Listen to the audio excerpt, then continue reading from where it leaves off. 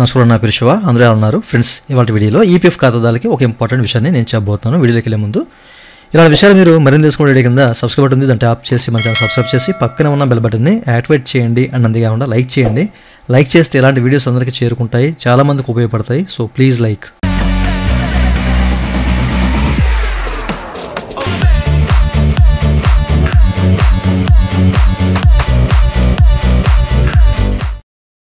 ఇక టాపిక్లోకి వెళ్ళే ముందు ఈపీఎఫ్ సంబంధించినటువంటి క్వైరీ అండ్ అట్లాంటి సర్వీస్ కావాలని నన్నైతే కాంటాక్ట్ అవ్వచ్చండి. నా వాట్సాప్ నెంబర్ మీకు డిస్క్రిప్షన్లో ప్రొవైడ్ చేశాను. వాట్సాప్ ద్వారా మాత్రమే నన్నైతే కాంటాక్ట్ అవ్వండి. అయితే ఈ వీడియోలో చాలామందికి తరచుగా వస్తున్న డౌట్ ఏంటంటే, ఓకేనా, చాలామంది అడుగుతున్నారు ఈ విషయాన్ని. సార్, మేము ఫామ్ 31 అలాగే 1910C అనేది ఎన్నిసార్లు అప్లై చేయొచ్చు, అసలు చేయొచ్చా లేదా, చేస్తే ఏమవుతుంది, మా యూఏ నెంబర్ ఉంటుందా పోతుందా, ఓకేనా? సో అట్లాగే చాలా విషయాలు అవుతుందన్నమాట దీని మీద. సో మీకు క్లియర్గా ఈ వీడియోలో ఎక్స్ప్లెయిన్ చేయబోతున్నాను. స్కిప్ చేయకుండా ఎండ్ వరకు చూడండి, ఓకేనా? అడ్వాన్స్ పెడితే ఏం జరుగుతుంది, పెట్టొచ్చా లేదా, దానివల్ల ఉపయోగాలు నష్టాలు, ఎన్నిసార్లు పెట్టొచ్చు, ఓకేనా? అలాగే 1910C సో పెట్టొచ్చా లేదా, ఎన్నిసార్లు పెట్టుకోవచ్చు, ఇలాంటి విషయాలన్నీ కూడా మనం తెలుసుకోబోతున్నాం అన్నమాట, ఓకేనా? సో సాధారణంగా మనము పిఎఫ్ విత్డ్రా చేయాలంటే కనుక, ఓకేనా, ఆన్లైన్ సర్వీస్లోకి వెళ్ళి ఇక్కడ ఫామ్ 31, 1910C అండ్ 10D అని చెప్పేసి మనం క్లిక్ చేసి ముందుకెళ్ళి ఫామ్ ఫిల్ చేసి మనం సబ్మిట్ చేస్తూ ఉంటారన్నమాట. సో డైరెక్ట్గా ఇది ఈపీఎఫ్ ఆఫీస్కి వెళ్తుంది. మధ్యలో ఎవరి ప్రమేయం లేకుండా, హెచ్ఆర్ ప్రమేయం లేకుండా డైరెక్ట్గా ఈపీఎఫ్ ఆఫీస్కి వెళ్తుంది. సో వాళ్ళు అంతా వెరిఫై చేసి అమౌంట్ ఉంటే వేయడం, లేకపోతే రిజెక్ట్ చేయడం, ప్రాపర్గా డీటెయిల్స్ లేకపోతే రిజెక్ట్ చేయడం, అట్లాంటివన్నీ చేస్తారు. ఓకే, అంతా బాగానే ఉంది. ఇప్పుడు ఈ యొక్క 31 అలాగే ఈ యొక్క 1910C ముఖ్యంగా చాలామందికి డౌటు. సో ఎన్నిసార్లు పెట్టవచ్చు, ఎన్నిసార్లు పెట్టకూడదు, ఓకే? సో ఏమవుతుంది ఏంటి, చాలా డౌట్స్ ఉన్నాయి అనమాట. సో ముందుగా మనం ఏంటంటే ఫామ్ 31 గురించి మాట్లాడుకుందాం. సో ఇదేంటంటే అడ్వాన్స్ అనమాట, ఓకేనా? సో ఎవరైతే ఉద్యోగం చేస్తూ ఉంటారో కంటిన్యూగా, లేదా ఉద్యోగం వదిలేస్తారో అట్లాంటి వాళ్ళు ఫామ్ 31 పెట్టుకోవచ్చు, అడ్వాన్స్ పరంగా పెట్టుకోవచ్చు. దానికి ఎట్లాంటి ఎగ్జిట్ డేట్స్ అనేవి ఎంటర్ చేయవసరం లేదు. ప్రాపర్గా డీటెయిల్స్ అన్నీ కూడా కేవైసీ అంతా కంప్లీట్ అయి ఉంటే, అది ప్రీవియస్లో 2-3 సంవత్సరాల క్రితం వదిలేసిన కంపెనీ అయినా కానీ అమౌంట్ ఉండాలి కంపల్సరీ, ఎంప్లాయర్ షేర్లో.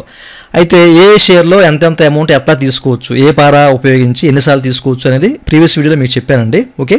సో మన ఛానల్లో ఉంటాయి, ప్లేలిస్ట్ ఉంటుంది మన ఛానల్లో, మీరు చెక్ చేయండి, ఓకే? సో ప్రాపర్గా ఈ పారాని ఉపయోగిస్తే ఎంత అమౌంట్ వస్తుంది, ఇది ఎన్నిసార్లు ఉపయోగించాలి, ఇలాంటి విషయాలన్నీ కూడా చెప్పాను, ఓకే? ఇప్పుడు 31 అడ్వాన్స్ ఫామ్ అనేది మనం తీసుకోవచ్చా లేదా? సో తీసుకోవచ్చు, ఎన్నిసార్లు అయినా తీసుకోవచ్చు. అది కూడా మన ఎంప్లాయర్ షేర్లో అమౌంట్ ఉన్నంతకాలం మీరు ఎన్నిసార్లు అయినా అప్లై చేసుకోవచ్చు, నో ఇష్యూ, ఓకేనా? ఎన్నిసార్లు అయినా తీసుకోవచ్చు, దీనివల్ల మీకు ఎలాంటి ప్రాబ్లం ఉండదన్నమాట, ఓకే? సో ముఖ్యంగా ఉన్న ప్రాబ్లం ఏంటి, ఒక ప్రాబ్లం అయితే వస్తుంది. సో దాని గురించి మీకు చివరిలో చెప్తాను, ఓకేనా? సో 1910C కూడా చెప్పి అప్పుడు మీకు చెప్తాను దాని గురించి. బట్ దీనివల్ల మనకి ఎట్లాంటి ఇబ్బందులు అయితే ప్రజెంట్ అయితే ఉండవండి. సో ఎన్నిసార్లు అయినా మీరు అమౌంట్ తీసుకోవచ్చు అనమాట. మీకు ఈ యొక్క ఎంప్లాయీ షేర్లో అమౌంట్ ఉన్నంతకాలం మీరు సటన్ పారాస్, అంటే కొన్ని పారాస్ ఉన్నాయి. సో ఆ పారాస్ని మనం అప్లై చేసుకుంటూ అమౌంట్ తీసుకోవచ్చు అనమాట. ఒక్కొక్క పారా మంత్లీ తీసుకోవచ్చు, ఒక్కొక్కటి 5 సంవత్సరాలకు ఒకసారి తీసుకోవాలి, అంటే లైఫ్ టైంలో 5 సంవత్సరాల తర్వాత లైఫ్ టైం ఒకసారి తీసుకోవచ్చు, ఓకే? ఒక్కొక్కటి 3 టైమ్స్ తీసుకోవచ్చు, ఇట్లా కొన్ని ఉన్నాయి. ప్రీవియస్ వీడియోలో మీకు చెప్పాను, ఓకేనా? సో ల్యాగ్ లేకుండా మీకు చెప్పాలి కాబట్టి చెప్తున్నాను. అదంతా మళ్ళీ చెప్పుకుంటే పెద్ద ఇదిలా ఉంటుంది, ఓకే? సో ఫామ్ 31 అడ్వాన్స్ ద్వారా ఎంప్లాయ్ షేర్లో అమౌంట్ ఉన్నంత వరకు మీరు ఎన్నిసార్లు అయినా అప్లై చేసుకోవచ్చు అనమాట.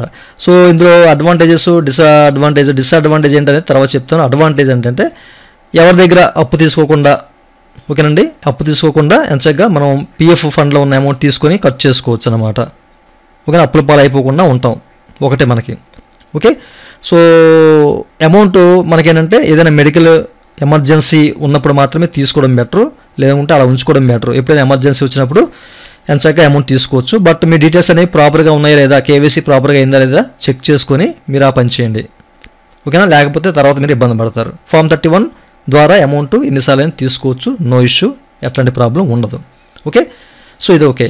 ఇప్పుడు ఆ తర్వాత మనం ఫైన్ సెటిల్మెంట్ అండి. సో ఫైన్ సెటిల్మెంట్ ఏంటంటే ఎవరైతే ఉద్యోగం మానేస్తారో, ఉద్యోగం మానేసిన 2 months తర్వాత, ఓకేనా, ప్రీవియస్ ఐడీలు ఉంటే అది ప్రజెంట్ ఐడీలోకి ట్రాన్స్ఫర్ చేసుకొని ఫైన్ సెటిల్మెంట్ చేసుకోవాలి. సో ఫైన్ సెటిల్మెంట్ చేయాలంటే కనుక ఎగ్జిట్ డేట్ అనేది కంపల్సరీగా ఉండాలి, ఓకే?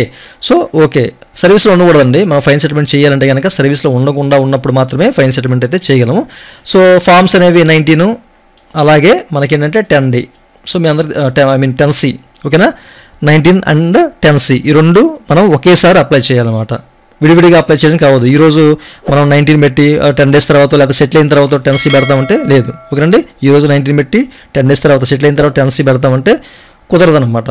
కుదరదంటే కుదరదని కాదు, కుదురుద్ది, కాకపోతే ఏంటంటే మీకు క్లైమ్ అనేది సెటిల్ అవ్వదు.